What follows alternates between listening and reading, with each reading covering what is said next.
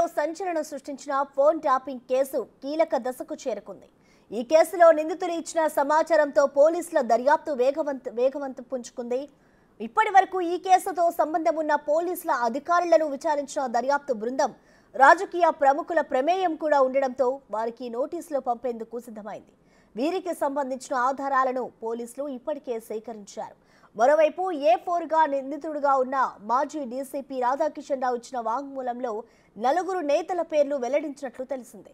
ఇప్పుడు ఆ నలుగురు ఎవరనే దానిపై సర్వత్రా చర్చ జరుగుతోంది.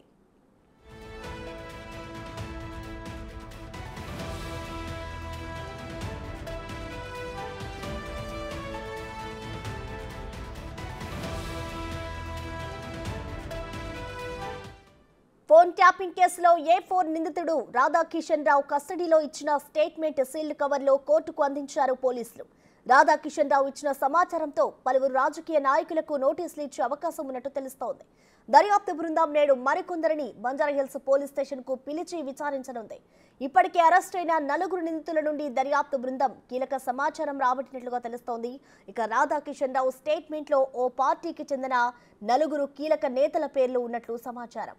రాధాకిషన్ రావు జ్యుడిషియల్ కస్టడీ నేటితో ముగుస్తోంది. నేడు ఆయనను పోలీసులు నాంపల్లి కోర్టులో హాజరుపరచనున్నారు.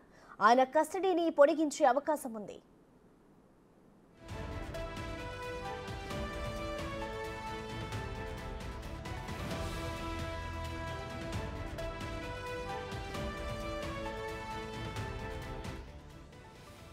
ఫోన్ ట్యాపింగ్ కేసుకు సంబంధించి తెలంగాణ ప్రభుత్వం కీలక నిర్ణయం తీసుకుంది. ఈ కేసు విచారించేందుకు ప్రత్యేక పబ్లిక్ ప్రాసిక్యూటర్ గా సీనియర్ న్యాయవాది సాంబశివారెడ్డిని నియమిస్తూ ఉత్తర్వులు జారీ చేసింది. ఈ ఉత్తర్వుల ఆధారంగా పంజాగుట్ట పోలీసులు కోర్టులో మెమో దాఖలు చేశారు. పబ్లిక్ ప్రాసిక్యూటర్ నియామకంపై నాంపల్లి కోర్టు ఈ నెల 15న నిర్ణయం తీసుకోనుంది.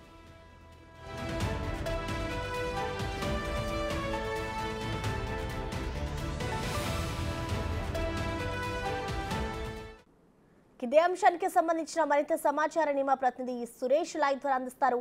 సురేష్, చెప్పండి, ఈ ఫోన్ ట్యాపింగ్ కేసు అనేది కీలక దశకు చేరుకున్నట్లుగా తెలుస్తోంది.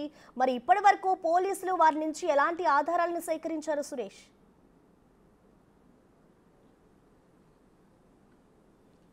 ఫోన్ ట్యాపింగ్ కేసులో ఎవరైతే అధికారులు ఉన్నారో అధికారుల పాత్రను గుర్తించి వారి నలుగురిని కూడా అరెస్ట్ చేసి ప్రస్తుతం చెంచల్గూడ జైల్లో ఉన్నారు. వీరి నలుగురి కస్టడీ కూడా ముగిసింది. వారికి సంబంధించి కీలక సమాచారాన్ని రాబట్టారు. ప్రస్తుతం నలుగురు నిందితులు చెంచల్గూడ జైల్లో ఉన్నారు, జ్యుడిషియల్ రిమాండ్లో. ఇప్పుడు బంజారాహిల్స్ పోలీసులు ఈ పొలిటికల్ లీడర్స్ ఎవరైతే బీఆర్ఎస్ పార్టీకి సంబంధించిన సుప్రీం ఆదేశాల మేరకు పనిచేసిన అని చెప్పిన రాధాకిషన్ రావు కన్ఫెషన్ స్టేట్మెంట్లో సీల్డ్ కవర్ని కోర్టుకు అందించడం జరిగింది మొన్న రిమాండ్ చేసే సమయంలోనే.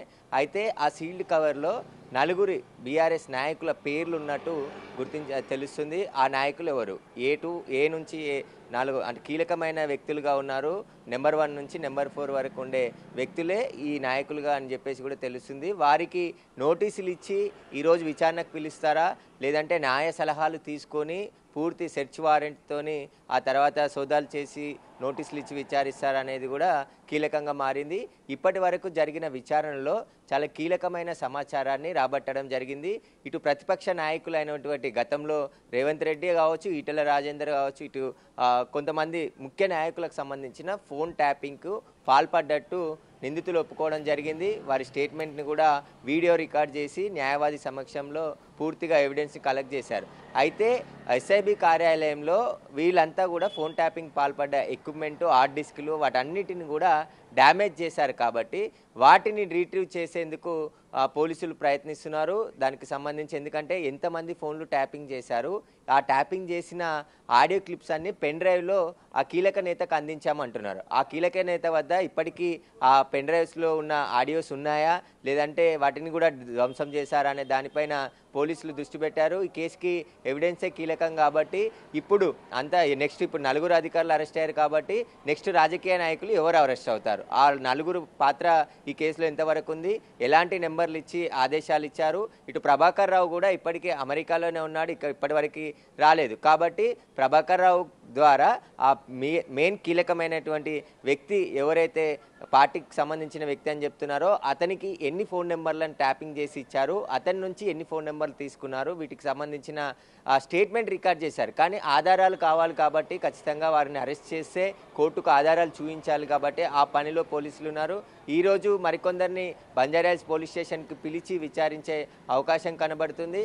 ఇప్పటికే ఈ ఎవరైతే నిందితులు నలుగురు ప్రణీత్రావు, భుజంగరావు, తిరుపతి అన్న, రాధాకిషన్ రావు, వీరి నలుగురికి సంబంధించిన సెల్ ఫోన్స్, కొన్ని ల్యాప్టాప్స్ సీజ్ చేశారు. కానీ అందులో మొత్తం వాటిని ఫార్మాట్ చేశారు, దానికి సంబంధించిన డేటాని మొత్తం డిలీట్ చేశారు. కాబట్టి ఆ డిలీట్ అయిన డేటాని కూడా రీట్రీవ్ చేసేందుకు పోలీసులు ప్రయత్నిస్తున్నారు. ఇప్పటికే కొన్ని వాట్సాప్ కావచ్చు, స్నాప్చాట్, అదేవిధంగా దీనికి సంబంధించిన నోటీసులు అందించారు. వాటి నుంచి వివరాలు అందించాలి, వీళ్ళ ఫోన్ నెంబర్స్ అందించి వాటికి సంబంధించిన వివరాలు కూడా అందించాలని చెప్పేసి కూడా దర్యాప్తు బృందం వారిని కోరింది.